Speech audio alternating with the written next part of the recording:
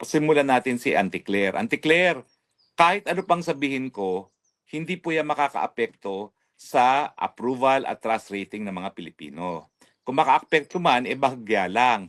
Pero ang approval at trust rating po ng ating Pangulo ngayon, ni Marcos Jr., napakababa. -28 at -29 ang approval at trust rating. Saan kayo nakakita na negative ang approval at negative ang trust rating? At napaka super negative pa, -28 at -29. Ang masasabi ko na lang, Auntie Claire, swerte ka dahil hindi -54 dahil sa Bohol, -54 daw ang approval rating ng ating presidente. Nako, promise, isang buwan pa sa susunod na isang buwan, buong Pilipinas, -54 na yan. Lalo na magpatuloy ka na maging spokesperson kasi habang nagpapatuloy ka, bumabagsak ang approval at trust rating ng iyong principal.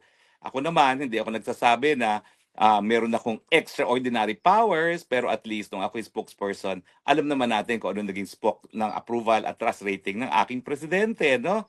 So sa akin, I love you, Auntie Claire. You have made the job of the opposition so much easier. I love you. Sabihin sa lahat ng mga DDS, huwag papalitan si Auntie Claire dahil lalong bumibilis ang pagbagsak ng trust at approval rating ng presidente. Yan. Sa tulong mo, Auntie Claire, mapabilis na sana na magkaroon ng bagong liderato. At kampante po ako sa iyong mga pananalita. Mangyayari ito very soon and we will thank you with all our hearts dahil sa iyo, lalong nabubuisit ang mga tao kay Junior. Thank you very much.